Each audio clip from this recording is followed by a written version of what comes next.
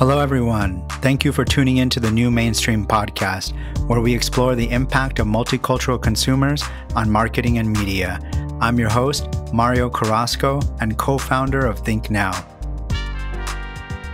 Today, our guest is Latoya Christian, managing partner at GroupM. Latoya, great to have you on our podcast. Thank you so much. And we've known each other for a couple years now, but please let our listeners know what you do at GroupM. Yeah, thank you so much, Mario, for having me on the podcast. I'm super excited to be talking with you today. So as Mario mentioned, my name is Latoya, and I'm a managing partner at GroupM based in New York. And I am the lead of the cultural strategy and analytics team, which I'm sure we'll dive into it a little bit more deeper. However, my role is really working with our clients to bring a certain level of insights and analytics, also with a blend of culture to the work that they do from a media and marketing strategy perspective. That's great. And I'm particularly excited to have you on because for me, GroupM is really on the cutting edge of multicultural data and culture data. I mean, I think you're one of the few agencies that took it seriously early on and has really, leaned into that data and analytics standpoint. You mentioned culture. What's the difference between culture, multicultural? I mean, there's a lot of discussions here when you're talking to a client.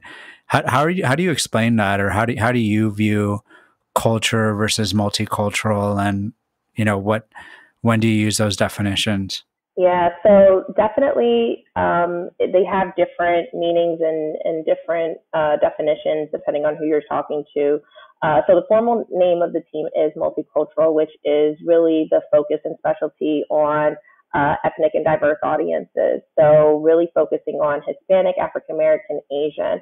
The reason I have a tendency to use culture so much is because I think over time, the way we're beginning to approach the marketplace has just become so much more inclusive.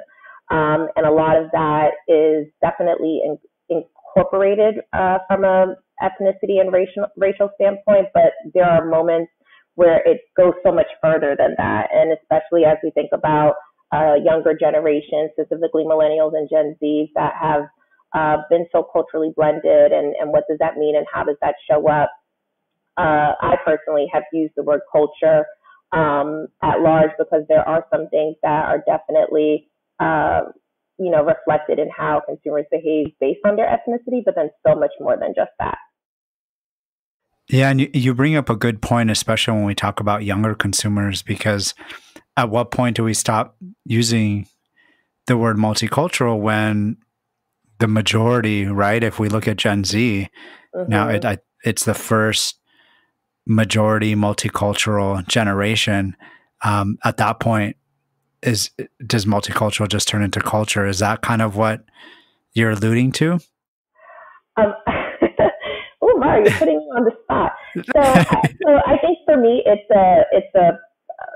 personal. It's a personal choice, I would say. I do think that we do have to be broader in the ways of how we define, I would say from a multicultural standpoint, we do have to go a little bit broader in terms of how we define audiences than just an ethnicity and racial standpoint. So I do think that, to your point around what does that mean for younger generations that are majority diverse, I think that's a relevant point. I'm not sure if collectively as an industry we're there. I hope we get there sooner rather than later.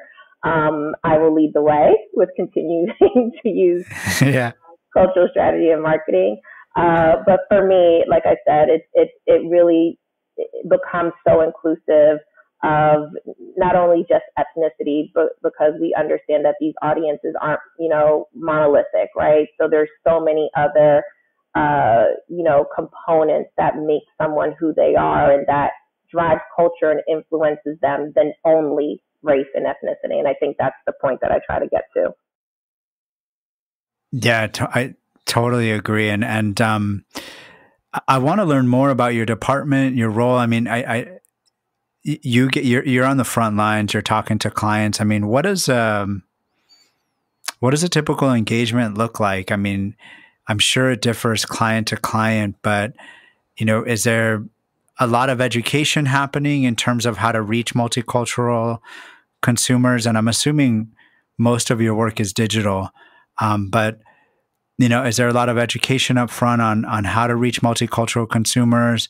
Are you working mainly with clients who already know the value of reaching multicultural consumers online and putting real budget and energy there? Would love to learn more kind of how your clients fall on that journey. Yeah, so I think that we have varying degrees of clients, I would say. So, GroupM is the holding company for a number of agencies. So in my role, I do work across all of the agencies.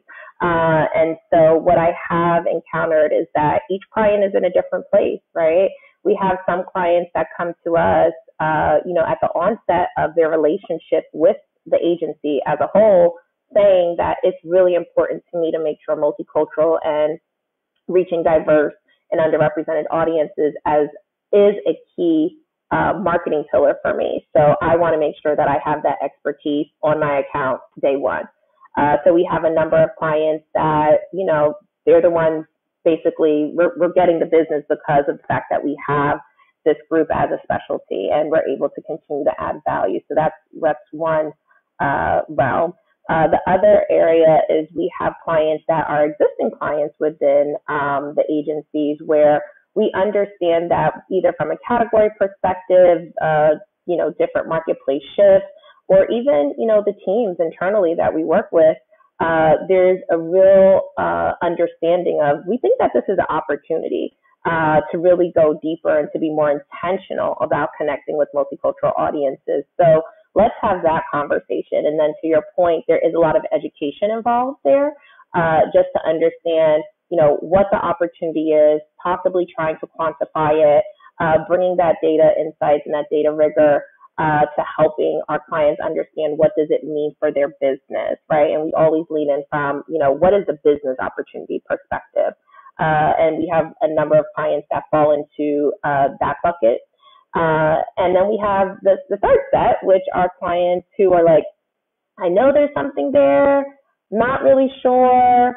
What should I do? Am I equipped to do it? And, that's another area where, to your point about the education, that is where I feel like I become the teacher the most in terms of helping to guide our clients in that way to better understand not only the marketplace shifts, because there is a reality that maybe prior to 2020, we would have conversations with clients that, they might not have been as aware of the marketplace shifts as, others were.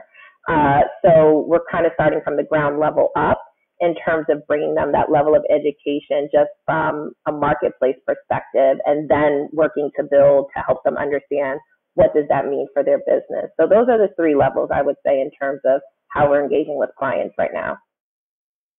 Yeah, that's super helpful. And I think this is a good lead in into the conversation we were having right before we started recording about you have a whole influx of customers now, right? Yeah. We both do focusing on multicultural consumers with everything that's happening from a social justice perspective, Black Lives Matter, putting really at the forefront Black consumers, brown consumers.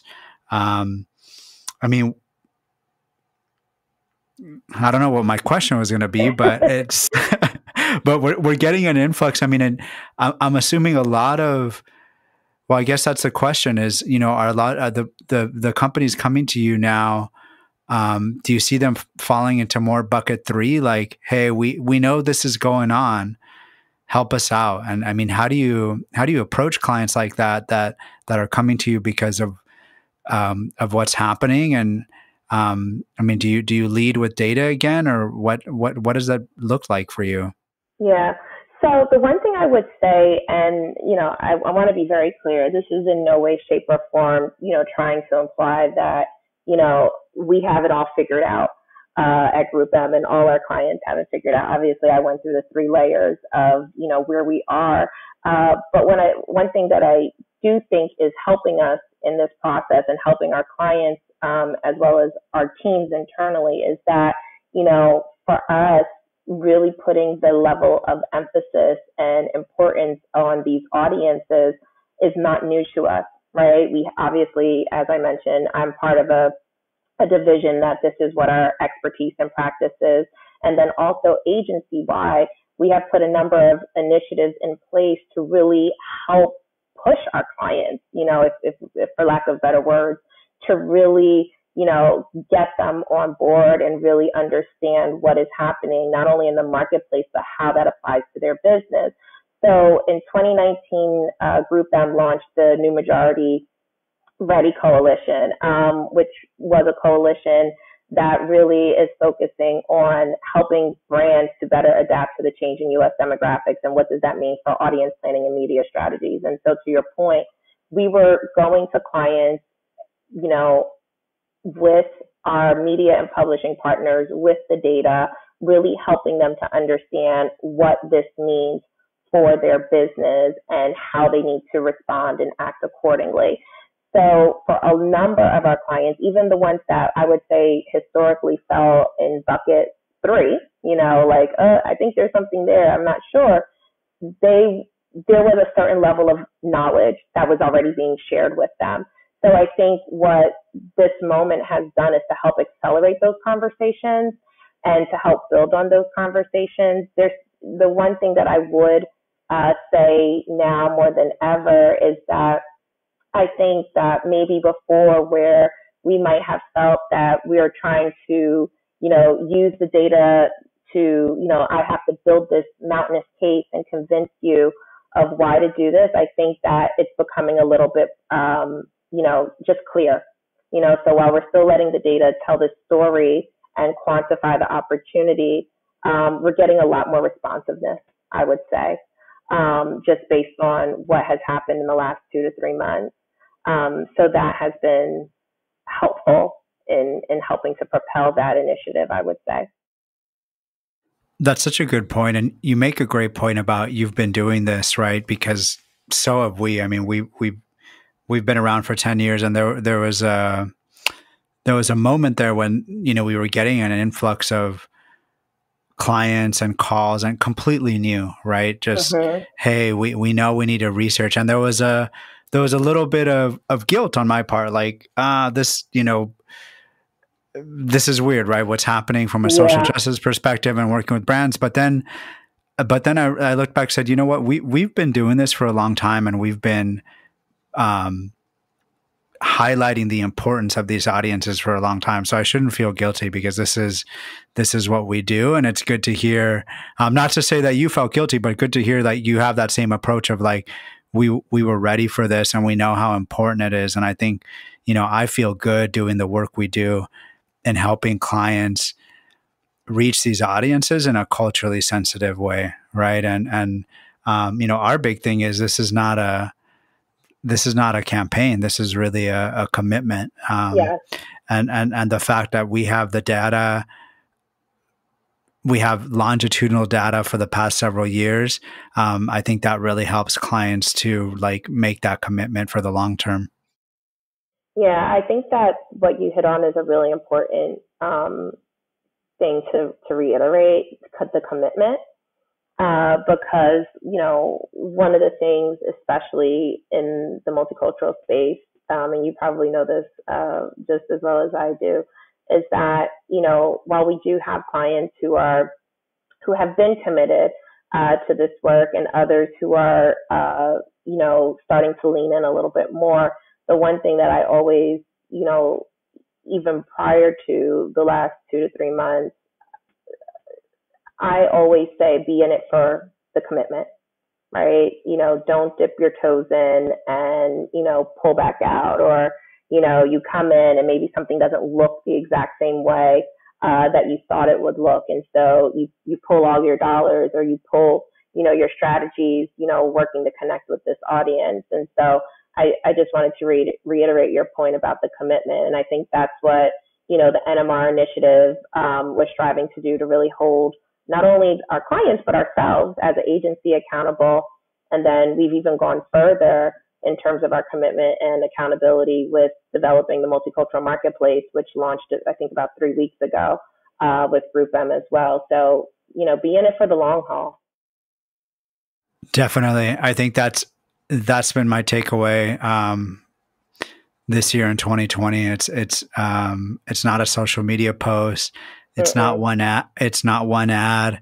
It's really a rethinking of your marketing with this consumer in mind. Tell us more. I haven't heard about the Multicultural Marketplace. What is that? Yeah, so kind of going back to, our commitment and being intentional with how we connect and reach these audiences, one of the things that it just was always a mind-boggling stat where it's like you have 40% of the marketplace is of diverse consumers, ethnically and racially diverse, yet there's only 5% of advertising dollars that, go towards environments that are contextually relevant to these audiences, right? So you have to be concerned, I would think, of, as you're trying to put these messages and strategies into the marketplace, like where are they landing? Are they even landing in the right places, in the right environment to then connect with these audiences, right? So you could have the best creative in the world, but if the environment and the context is not going to be one where the audience is receptive to your messaging and what you're saying, it kind of falls flat. So the Multicultural Marketplace is a digital based marketplace that is working with a number of publishing partners to really evaluate what are those sites and platforms that, from a reach perspective and a contextual relevancy perspective, are the best environments for connecting with Hispanic and Black consumers. And so it starts to bring the work we're doing from, the data and insights in the strategy realm all the way down to the media execution and placement. It helps to bring it full circle. And so I think that becomes a really important part of the overall journey and really beginning to move the needle in reaching these audiences in meaningful ways. So that's the goal of the Multicultural Marketplace. That's great. And I love how you're positioning it as environment. I think that's a great word that encapsulates how we should be thinking about digital when it comes to culture, when it comes to multicultural, especially in light of this pandemic, right? Like in this environment, we're literally living online, and thinking about it in an environment, I feel like brings culture and how you interact and the importance of where your messaging sits. I think that's really great. Believe it or not, we are almost here at our 20-minute mark. I want to ask one last question. One thing I like to ask people on the agency side that come in the podcast is like an insight that you can share with us, that you can share with the audiences that really changed the way that you thought about the new mainstream or the new majority consumer. Is there any study, insight, learning that really stands out to you that was like an aha moment? For me, it's, because since I do consider myself a part of, the new majority, if you will, I think that a lot of the data and insights as a marketer that I've seen, it very much aligns to, what I expected it to be. I think more recently, the one thing that has stuck out to me more is the disconnect between us as marketers really, trying to go in the marketplace and thinking we're being intentional and thinking we're, doing the right thing by these audiences, but realizing that on the receiving end of this, when you think about Black and brown consumers, they still feel like they don't see themselves represented, or they think that when brands have put statements out, it's only for the bottom line. And that, like, I think I saw a recent report that said almost 70% of, Black consumers felt that way, and about 68% of all consumers felt that way. So that, for me, the aha there is, yes, we are, working with brands and they are profit focused, but then how do we become more purpose driven as well, to make sure that we're building the right level of equity with these consumers beyond only selling them something. So for me, that has become a major point for me, I would say, in the last 2 to 3 months, and just really trying to work with our clients and our brands to be more intentional in building that equity with these communities. That's such a good point, and we've done research on that as well. And I didn't know about the 70%, but what we do know is that it's all about authenticity, and how each brand approaches that is very different.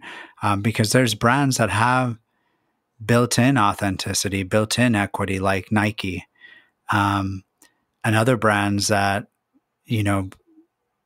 just put out a statement, or and consumers, and I would say especially multicultural consumers, are really, really good BS. Yes, BS detectors, right? More than ever. And so, no, you're totally right. So, this is we made a full circle. It goes back to the data, understanding that consumer, and really, creating content that resonates with them in an authentic way. Yeah, and showing up in the right places to deliver it. For sure. Well, thank you so much, Latoya, for joining the New Mainstream podcast. This was a great conversation. It was good to talk to you again. Nice talking to you too, Mario. And if people want to connect with you on social or GroupM, what's the best place to find you? Sure. So I'm on LinkedIn, Latoya Christian, and you can follow me on Twitter at IamLTChristian. Awesome. Thanks again, Latoya, and thanks everyone for listening. Thanks to everyone listening in. To get more multicultural insights, check us out at thinknow.com and follow us on social media. You can also subscribe to this podcast on your favorite platform. Final thank you to our producer, Lucas Martinez, who created our intro music and makes our podcast sound great. To email him, reach out to martinez.lucas.a@gmail.com.